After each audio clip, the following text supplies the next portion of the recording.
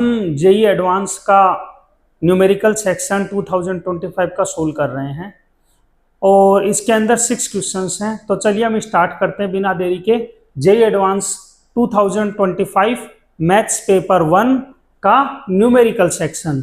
तो इसमें आप देख सकते हैं मार्किंग स्कीम जो है +4 और 0 की है।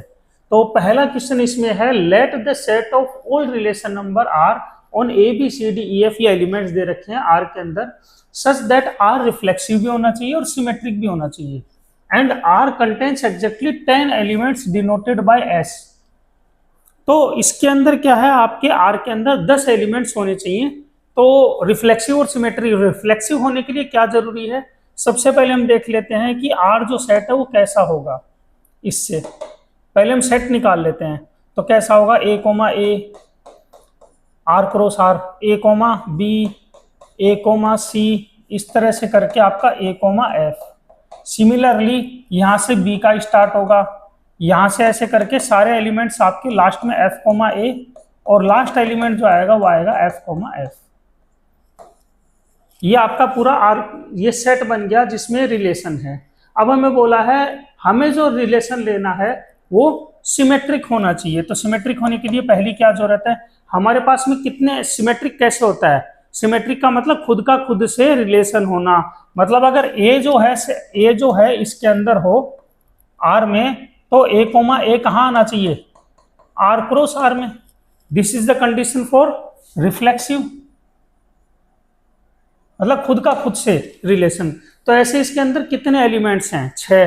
तो रिफ्लेक्सिव होना चाहिए, तो सारों का अगर मैं ए लूंगा तो ए भी लेना पड़ेगा, बी लूंगा तो बी भी लेना पड़ेगा। मतलब ए कोमा बी बी, ऐसे करके आपके जो सारे हैं ये आ गए एफ कोमा एफ। तो ये तो हो गया रिफ्लेक्सिव के लिए। अब सिमेट्रिक के लिए हम देखते हैं इसमें से टोटल कितने एलिमेंट्स थे इसमें, 6 × 6 36। यहां से मैंने 6 तो हटा लिए रिफ्लेक्सिव के लिए। सिमेट्रिक के लिए अब मेरे पास जो रिमेनिंग कितने बचे, रिमेनिंग बचे मेरे पास 30 एलिमेंट्स। कौन कौन से बचेंगे, आप देखो ए बी है तो आपका यहाँ पे बी ए बी होगा, ये रहा बी ए, ठीक है। ए सी है तो यहाँ पे सी ए बी मिलेगा। मतलब ऐसे करके ये जितने आपके पेयर बचे, ये कितने पेयर बचे, हमें पूरा पेयर चाहिएगा। मतलब ए बी चाहिए तो बी ए चाहिए, ए बी ए सी ए सी। तो ऐसे टोटल पेयर्स कितने होंगे मेरे पास में, टोटल पेयर्स होंगे मेरे पास 15। अब 15 में से मुझे कितने, यहाँ पर 10 एलिमेंट्स होनी चाहिए, तो 6 तो ऑलरेडी है, यहाँ पे 4 एलिमेंट्स और चाहिए मुझे। तो मतलब मुझे क्या चाहिए, 2 पेयर चाहिए। तो 15 में से कितने पेयर चाहिए, तो total number of ways such that it is reflexive should be 15C2। 15C2 को जब मैं सोल्व करता हूँ तो फैक्टोरियल 15 अपॉन फैक्टोरियल 2 फैक्टोरियल 13। तो यहाँ से अगर हम सोल्व करते हैं तो 15 × 14 अपॉन 2, ये आ गया आपका 7105। तो आपका करेक्ट आंसर है ये 105 वेज होंगे जिसके अंदर आपका ये रिलेशन जो एस आएगा ये रिफ्लेक्सिव और सिमेट्रिक दोनों होगा। सो ये एक छोटा सा क्वेश्चन था, बहुत आसान क्वेश्चन था। अगर हमें पीएनसी का थोड़ा सा भी ज्ञान है तो हम बहुत आराम से इसको कर सकते हैं। नेक्स्ट क्वेश्चन पे चलते हैं। चलिए देखिए आंसर भी 105 है। चलिए तो आज हम अब ये सेकंड क्वेश्चन करते हैं, न्यूमेरिकल टाइप का, वेक्टर फॉर्म पे दिया हुआ है क्वेश्चन। तो इसको हम एक बार पढ़ लेते हैं। For any point M and N, M N vector दे रखा है आपको, 0 वेक्टर को ओ दे रखा है, P Q R be the 3 distinct points, S be a point in the triangle P Q R. P Q R में ट्राइंगल में पॉइंट दे रखा है और ये चीज आपको रिलेशन दिया हुआ है। E and F R the, E is the mid point of P R and F is the mid point of Q R. तो हमें क्या करना चाहिए, एक बार बिना देर किए डायग्राम बना लेना चाहिए। एक रफ डायग्राम बनाना हमेशा अच्छा रहता है जिससे हम चीजों को देख सकें। पी को मैंने पी वेक्टर माना, क्यू को मैंने क्यू वेक्टर माना और आर को मैंने आर वेक्टर माना, ठीक है। ये चीज आ गई।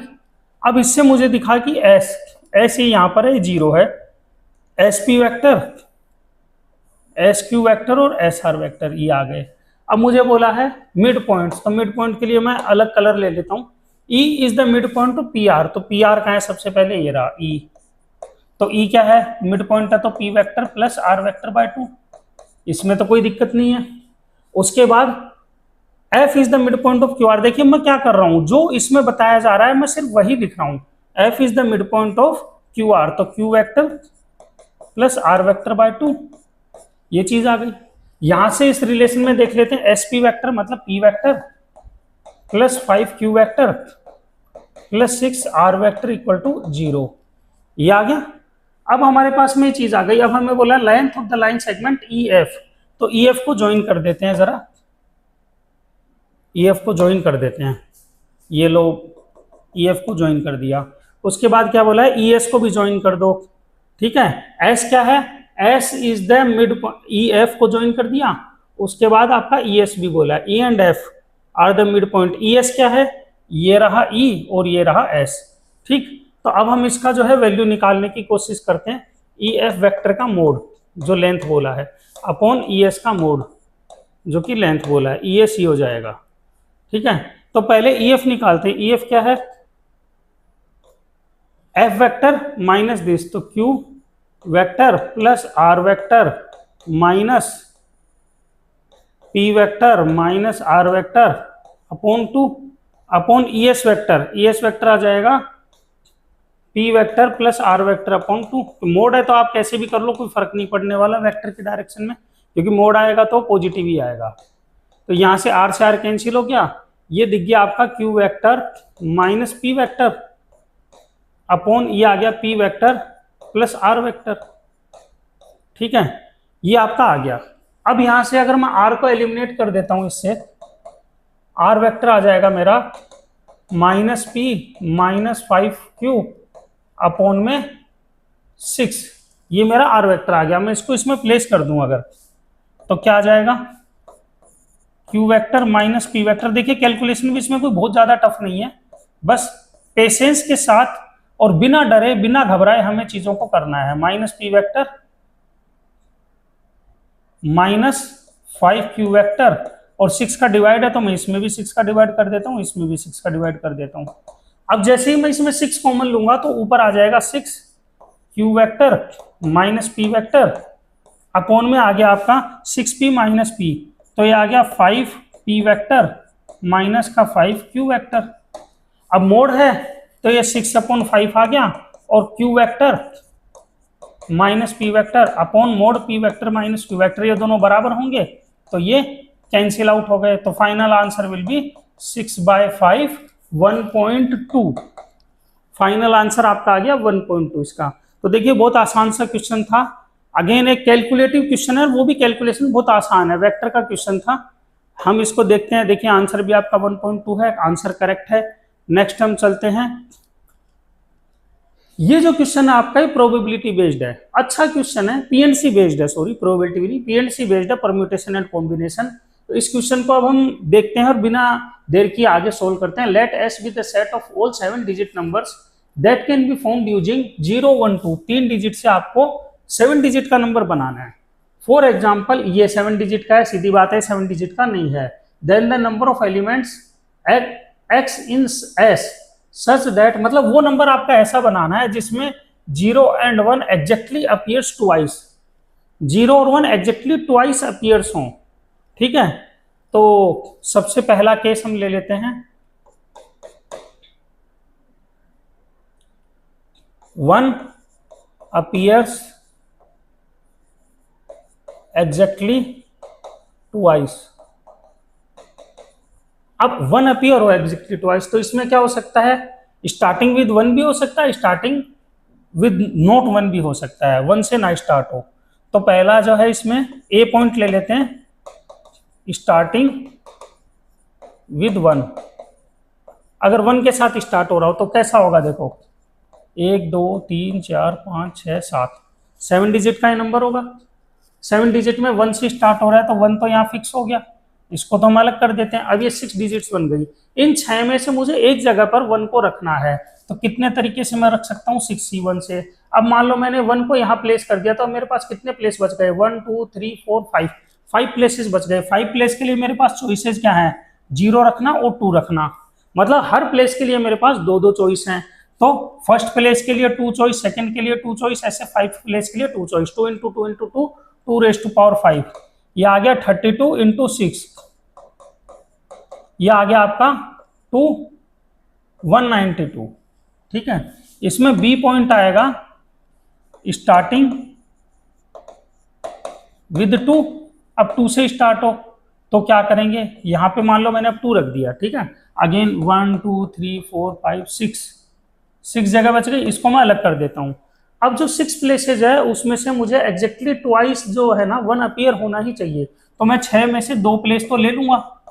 मान लो मैंने एक ये उठा लिया और एक ये उठा लिया, अब कितने बच गए मेरे पास, 1 2 3 4 प्लेसेस बच गए, और 4 प्लेस में मुझे 0 2 रखना है, तो अगेन 2 इंटू 2 इंटू 2 2 की पावर 4, ये 15 हो गया, 15 इंटू ये आपका 16 हो गया, ये हो गया 240, ठीक है। अब आता है सेकंड, 0 अपीयर्स एग्जैक्टली ट्वाइस। अब 0 आए, तो 0 अपीयर्स एग्जैक्टली ट्वाइस में क्या हो सकता है, अब स्टार्टिंग में 0 तो हो नहीं सकता, तो पहला हमें ए ऑप्शन अगेन लेना पड़ेगा, स्टार्टिंग विद 1, 1 से स्टार्ट हो, तो 1 2 3 4 5 6 7, अब ये 1 से स्टार्ट होने वाला था, ये 1 तो फिक्स हो गया, इसको तो हम हटा दें। अब बचे हमारे पास 6 प्लेस, अब मुझे चाहिए 0 एग्जैक्टली ट्वाइस, तो 0 मुझे 2 जगह पे चाहिए, तो मैंने 62 ले लिया, ये 2 जगह आ गई मान लो। अब मेरे पास में क्या बचा, अब मेरे पास चॉइस बची 1, उसके बाद में मेरे पास बचा 2, 1 और 2 बचे। अब 1 के लिए तो कोई रेस्ट्रिक्शन नहीं है, 0 मैंने 2 जगह के लिए उठा लिया, अब मैंने मान लो 0 यहाँ रख लिया, तो कितने बचे, 1 2 3 4 प्लेसेस बचे, 4 प्लेसेस के लिए चॉइस मेरे पास 1 और 2 है, ठीक है। तो 1 और 2 है, तो मतलब 2 की पावर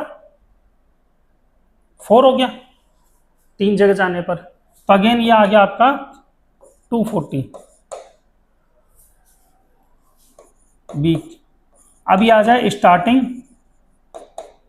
विद 2 से स्टार्ट हो, तो क्या आएगा यहाँ पे 2 आ जाएगा, 1 2 3 4 5 6 7, सही है। इन 7 प्लेसेज में अब अगेन मुझे क्या है, 6 प्लेसेज, 6 में से मुझे क्या चाहिए, 2 प्लेस पे तो 0 रखना पड़ेगा, तो 62, अब मैंने 0 मान लो यहां रख दिया, तो अब मेरे पास चॉइस क्या बची, मेरे पास चॉइस बची, एक तो 2 बचता है, एक 1 बचता है, बस, और तो कोई नहीं बचता, क्योंकि 0 तो मुझे 2 बार रखना पड़ेगा, तो ये 2 खत्म हो गए, 1 2 3 4 5 प्लेस बचे, 6 में से 2 गए, 1 2 3 5, हाँ, तो मेरे पास बचे 4 प्लेस, तो अगेन ये 240 आ गया। अब हमारे पास ये क्या क्या आ गया, 1 appears exactly twice, 0 appears exactly twice के सारे केस आ गए। अब हमें क्या है, ये तो आ गए, लेकिन अब हमारे पास में ऐसा भी तो हो रहा है यहाँ पे कि 0 0 भी आ रहा है और 1 1 भी आ रहा है, तो हमें वो केस माइनस करने होंगे जहां पर 0 0 1 1 अपीयर्स आए, ये केस मुझे माइनस करने पड़ेंगे, क्योंकि इसके अंदर क्या हो रहा है, 0 0 भी आ रहा है, 1 1 भी आ रहा है, ए बी दोनों आ रहा है और ए यूनियन। अब हमें इसमें वो केस माइनस करने होंगे जिसमें 0 0 1 1 एग्जैक्टली अपीयर्स ट्वाइस हो, तो इसमें पहला केस मैं ले लेता हूं स्टार्टिंग विद 1, अगर आपका नंबर 1 से स्टार्ट होता है, तो इसमें क्या होगा, देखो 1 2 3 4 5 6 7, तो ये 1 यहाँ आ गया, इसको तो हम छोड़ देते हैं, अब बाकी बचे 6 प्लेसेस, तो 6 प्लेसेस के लिए हमारे पास चॉइस क्या है, 0 0 है, ठीक है, 1 है, उसके बाद में 2 2 2 ये रख सकते हैं हम, तो इसका मतलब फैक्टोरियल 6 अपॉन फैक्टोरियल 2, इसका डिवाइड, क्योंकि रिपीटेशन और 2 का रिपीटेशन 3 बार, तो यहाँ पर आ गया 6 इंटू 5 इंटू 4 अपॉन 2, फैक्टोरियल 3 से फैक्टोरियल 3 कैंसिल हो गया, तो यहाँ पर आ गया 260 आ गए।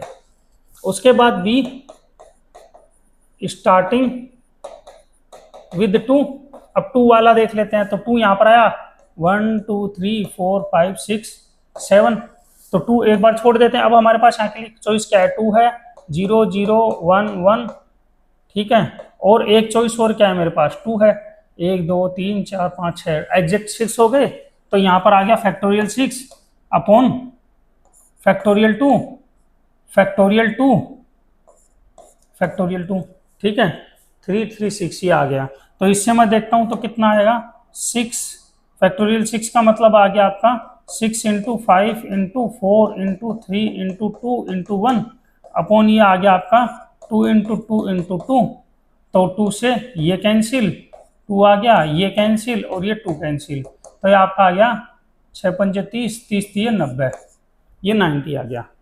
तो ये वो केसेज हैं कौन से वाले, n A intersection B where 0 0 1 1 exactly appear twice. ये टोटल नंबर केस आपके आ गए 90 प्लस 60 दैट इज 150।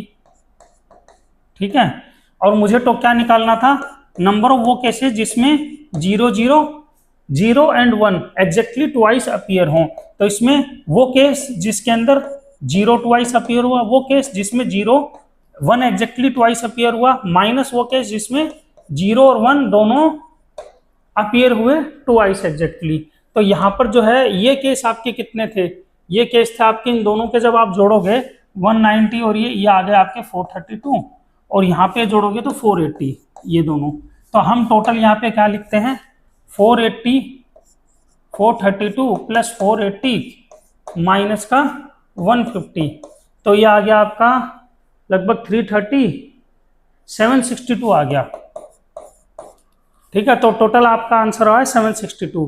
तो ये एक प्रोबेबिलिटी पीएनसी का क्वेश्चन था, एक थोड़ा सा ट्रिकी क्वेश्चन था हम ये बोल सकते हैं। तो इसका आंसर हुआ आपका 762। ऑप्शन चेक कर लेते हैं, देखिए आंसर भी 762 है। उसके बाद अब आ रहा नेक्स्ट क्वेश्चन है calculus based limit based question है, एल हॉस्पिटल रूल वाला क्वेश्चन है। तो हम इसमें देखते हैं अल्फा बीटा भी the real numbers, value of alpha plus beta पूछा है, लिमिट आपकी वैल्यू दे रखी है। तो यहां पर जैसे ही मैं इसको लगाता हूं, लिमिट एक्सटेंडिंग टू 0, हम इसको लिखते हैं, ऊपर आ गया alpha by 2 0 to X 1 upon 1 minus T square D T plus beta X cos X upon में एक्स क्यूब। ठीक है, सबसे पहले तो इसमें देखते हैं, जैसे ही मैं 0 रखूंगा ये भी 0 हो जाएगा, एक्स 0 हो गया, 0 अपॉन 0। क्या मैं इसमें एल हॉस्पिटल रूल अप्लाई कर सकता हूँ? बहुत आराम से। तो एल हॉस्पिटल रूल हम अप्लाई कर देते हैं, फिर बहुत आराम से, सोचने की ज़्यादा बात ही नहीं है। क्या करेंगे, alpha by 2 into 1 upon 1 minus x square D T by D x 1 हो गया, प्लस अब आपका जो है बीटा कोस एक्स, एक्स का डिफरेंशिएशन, माइनस अब बीटा एक्स कोस एक्स का डिफरेंशिएशन होता है माइनस साइन एक्स, तो ये आपका माइनस साइन एक्स आ गया, अपॉन में एक्स क्यूब 3x स्क्वायर हो गया। ठीक है, अब हम देखते हैं, अगर मैं इसको क्या कहते हैं आगे सोल्व करता रहूंगा तो बहुत दिक्कतें आएंगी। तो बेटर है मैं क्या करूं, इसमें एक्सपेंशन का यूज करूं। एक्सपेंशन का यूज करूंगा तो मेरे लिए थोड़ा सा आसान हो जाएंगी चीजें। ठीक, तो मैं इसमें एक्सपेंशन लगाता हूं जरा, लिमिट एक्सटेंडिंग टू 0, ये तो आ गया आपका अल्फा बाय 2। ठीक है, प्लस पहले हम इसको लिख लेते हैं बीटा कोस एक्स, ताकि बाद में कोई दिक्कत ना हो, 1 माइनस एक्स स्क्वायर।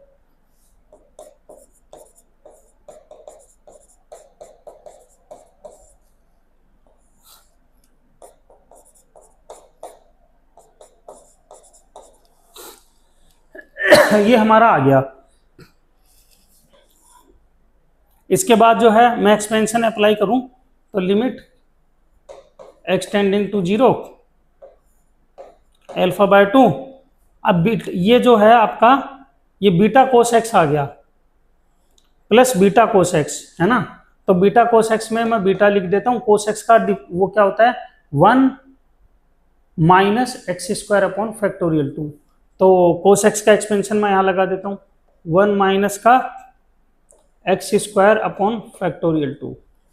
उसके बाद में ये आ गया आपका माइनस का beta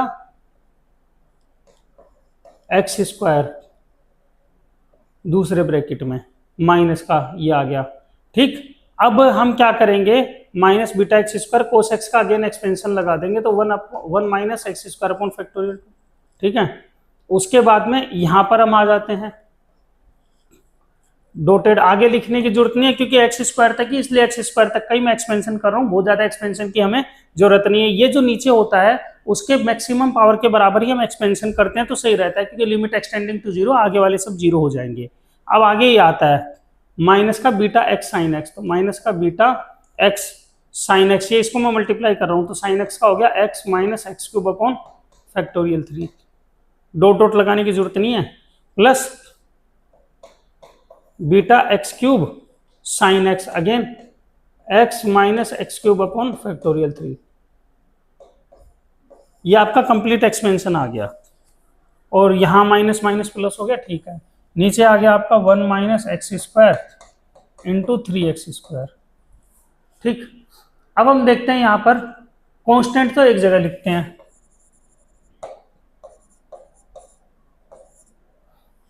alpha by 2 plus beta.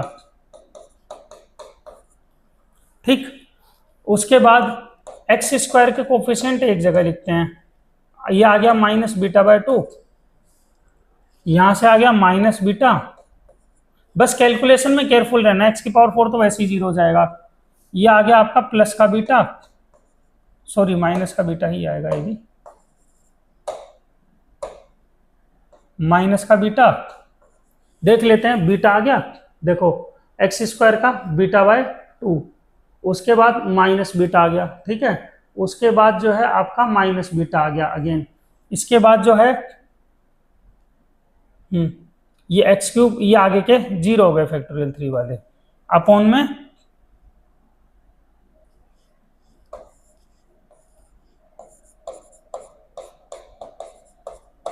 अब जैसे ही हम यहाँ पर देखते हैं तो एक्स स्क्वायर तो ये तो 1 हो जाता है, यहाँ पर करेंगे तो ये आएगा alpha by 2 plus beta upon 3x² 1 minus x²।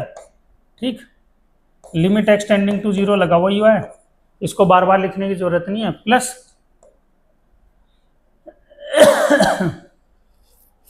Minus का ये आ गया आपका 2 beta, 2 2 4 5 beta by 2, x square से एक्स स्क्वायर कैंसिल हो गया, 3 का डिवाइड हो गया, 1 माइनस x² हो गया, यहां से 2 के बराबर है। तो लिमिट रखते ही यहां भी लिमिट है, यहां भी लिमिट,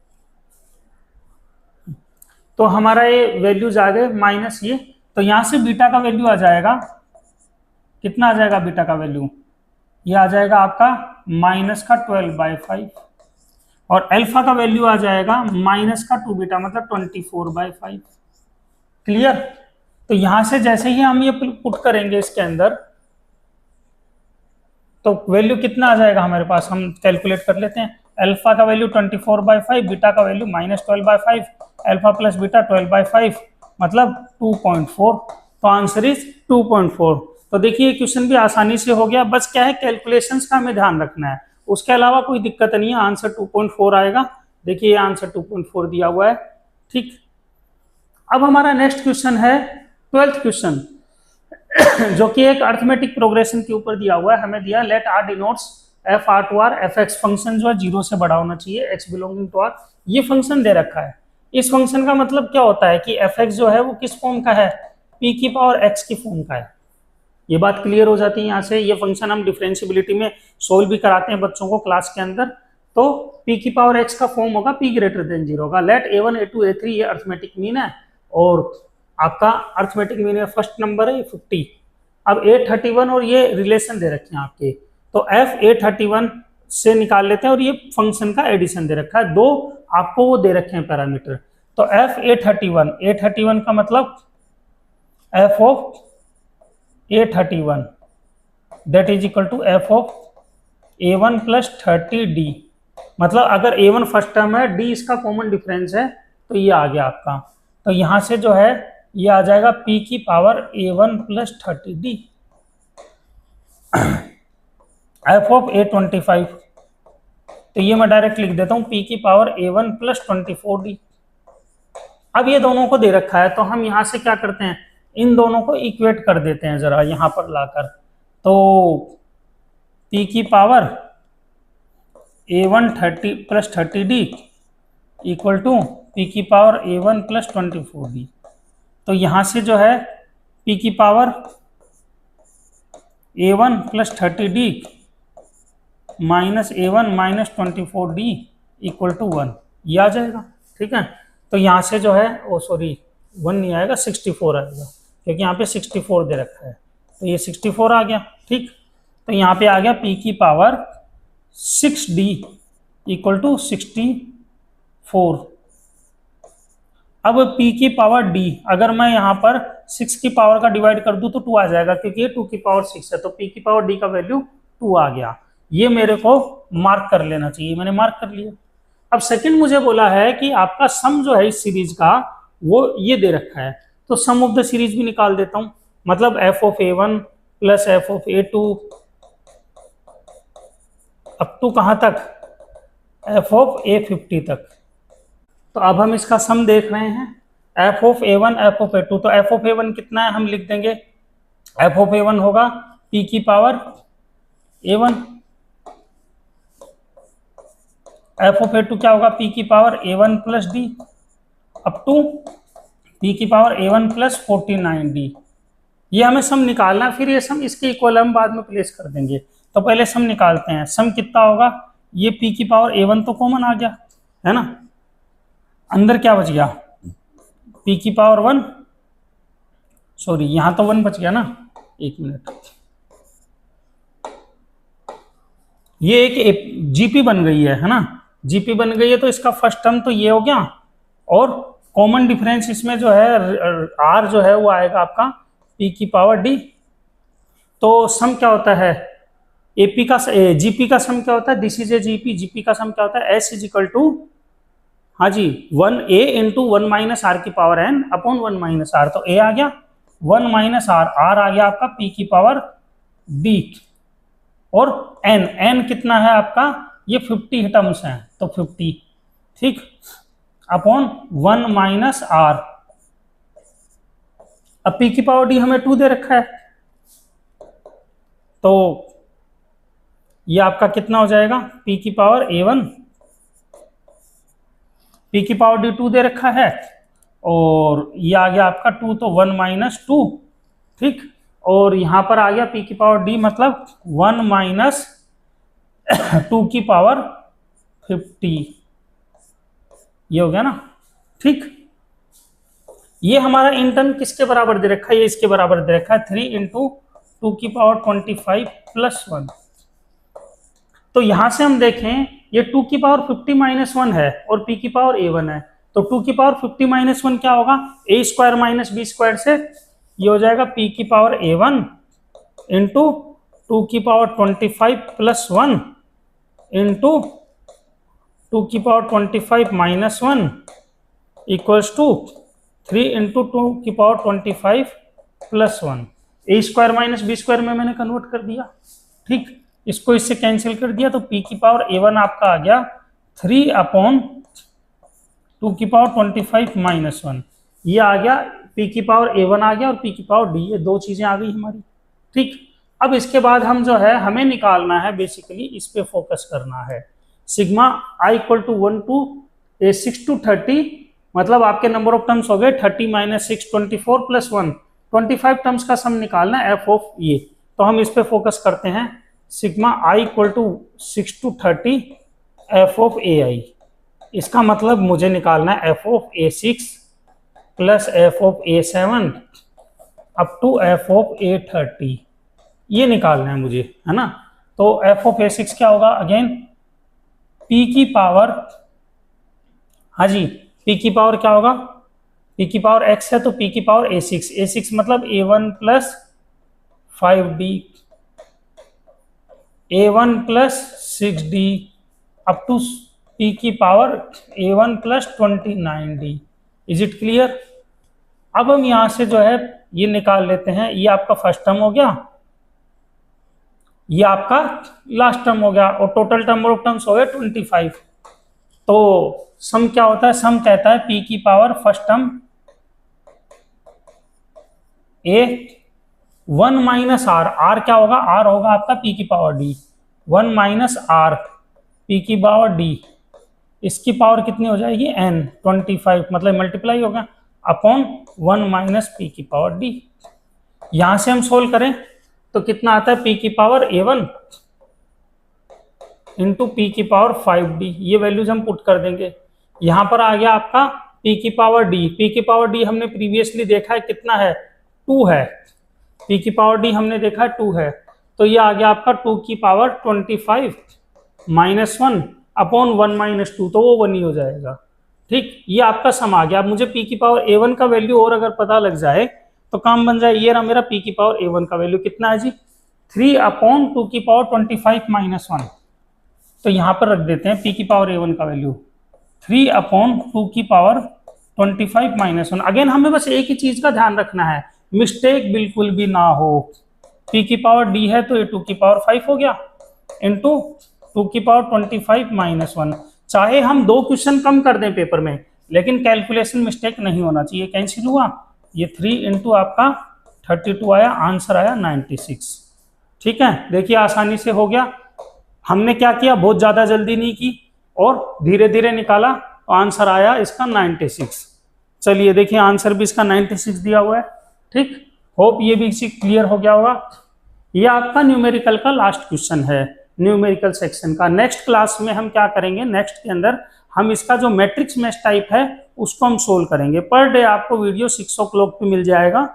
मोस्ट प्रोबेबली कभी कभार कोई गलती होती है तो उसका इंटीमेट कर दिया जाएगा कि वीडियो अपलोड नहीं हो पा रहा है। इसमें आपको मल्टी करेक्ट के, सिंगल करेक्ट के, सभी के जेईई एडवांस के क्वेश्चंस मिल रहे हैं लगातार सेक्शन वाइज, जिससे कि आप अपनी अच्छी से प्रिपरेशन कर सको। अगर आपको कोई प्रॉब्लम आती है तो आप कमेंट बॉक्स में भी हमें लिखकर भेज सकते हैं, हम आपको उसका भी जवाब देंगे। तो नेक्स्ट चलिए हम क्वेश्चन देखते हैं। Let y1x, y2x, y3 be the function. ये है फंक्शंस। अब हमें बोला है ये लिमिट निकालनी है y1x, y2x, y3x की। तो सबसे पहले हमें सोल्व करना होगा, इसका मतलब इसको। तो देखिए हम पहले सोल्व कर लेते हैं ना। कांस्टेंट वगैरह हम नहीं रखेंगे, पहले हम सोल्व करके देखते हैं, क्योंकि जहां तक है कांस्टेंट्स हमें फंसाने के लिए दिए जाते हैं जनरली। क्योंकि यहाँ पे +2x दिख रहा है, sin x दिख रहा है, तो पहले हम y1, y2, y3 का सॉल्यूशन देख लेते हैं क्या आएगा। तो यहां से अगर हम देखें तो dy1/y1 आएगा equal to sin square x dx, ये आ गया। ठीक है, तो यहां से आपका जो है हम क्या निकाल सकते हैं, y1, तो यहां से ln y1 निकाल सकते हैं।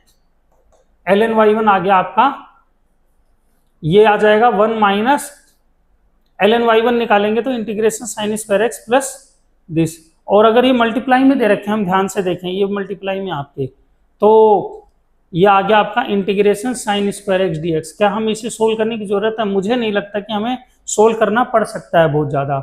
ठीक, यहां से हम ln y2 निकालते हैं, सेम इसी से आएगा, ln y2 आएगा integration cos square x dx। अब यहां से जो है, यहां से y3 ln y3 आएगा इंटीग्रेशन, क्योंकि यहाँ पे dy/dy है, y3 दे रखा है, तो ln y3 ये आ जाएगा आपका 2/x³ माइनस का 1 इंटू dx। ये आपका इंटीग्रेशन आ गया। अब हमें बोल रहा है y1, y2, y3 का मल्टीप्लाई कर दो। तो y1, y2, y3 का मल्टीप्लाई मैं कर दूं, इसका मतलब क्या आता है, यहाँ से y1, y2, y3 का मल्टीप्लाई। तो यहां से y1 क्या आएगा, y1 आएगा e की power integration sin square x dx। Same यहां से y2 कितना आएगा, e की power integration cos square x dx।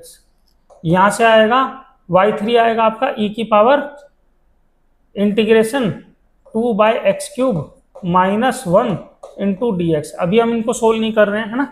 तो देखते हैं, ये आ गया आपका e की पावर, जब ये तीनों मल्टीप्लाई में है तो e की पावर में सब ऐड अप हो जाएंगे। तो sin square x plus cos square x, वो तो 1 हो गया, ये तो dx हो गया, प्लस आपका क्या बन गया, ये 2/x³ माइनस 1 इंटू dx। ये आ गया प्लस 2x अपॉन में e की पावर 3x और ये sin x। ठीक है, y1, y2, y3 का मल्टीप्लाई मैंने रखा है यहाँ पे, ये भी रख दिया। तो हमें यहाँ y1, y2, y3 का मल्टीप्लाई चाहिए था, हमने ले लिया। ये चीजें आसानी से आ गई, है ना।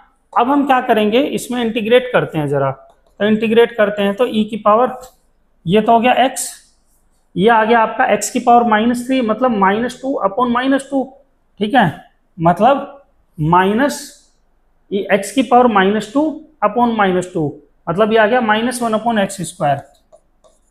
ठीक, ये आपका आ गया माइनस का x, और प्लस का सारा का कांस्टेंट c ले लेते हैं, प्लस 2x अपॉन e की पावर 3x sin x। तो अब हम यहाँ पे देख रहे हैं x से x तो कैंसिल हो गया, ये बच गया और नीचे ये बच गया। तो अगर मैं देखो यहाँ पर ये करता हूँ, x का मल्टीप्लाई कर देता हूँ और x का डिवाइड कर देता हूँ, तो साइन एक्स अपॉन एक्स तो 1 हो जाएगा, ठीक। e की पावर 3x ये क्या है, एक पॉजिटिव नंबर है। तो अब हम यहाँ पर इसको अगर सोल्व करना चाहें तो नेक्स्ट पेज पर ले जाकर सोल्व कर सकते हैं, जिससे कि थोड़ा सा हमें अच्छे से चीजें समझ में आएंगी। तो ये हो गया e की पावर माइनस का 1/x² plus C plus 2x upon में लिमिट एक्सटेंडिंग टू 0 है ही। अब साइन एक्स बाई एक्स ये आपका बच गया e की पावर साइन 3x, सॉरी हाँ e की power 3x into x, e की पावर 3x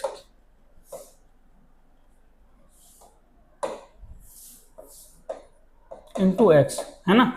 तो अब तो यहाँ पे जब हम आगे देखेंगे लिमिट सोल्व करेंगे तो अब देखो यहाँ पे एक्स एक्स कैंसिल हो जाएगा, 2/e की पावर 3x, ये तो पॉजिटिव बन जाएगा 2, और दूसरा वाला ये 0 ही हो जाएगा। तो आंसर आपका हो गया 2। तो इसका आंसर क्या होगा हमारा, इसका आंसर होगा 2। तो ये हमारा जेई एडवांस पेपर 1 का मैथ 1 का जो सेक्शन है उसके न्यूमेरिकल टाइप क्वेश्चन थे। नेक्स्ट वीडियो में आपको मैट्रिक्स मैथ्स के क्वेश्चंस मिलेंगे। तो जो भी कोई प्रॉब्लम हो आप क्रेमलिन क्लासेस से कांटेक्ट कर सकते हैं।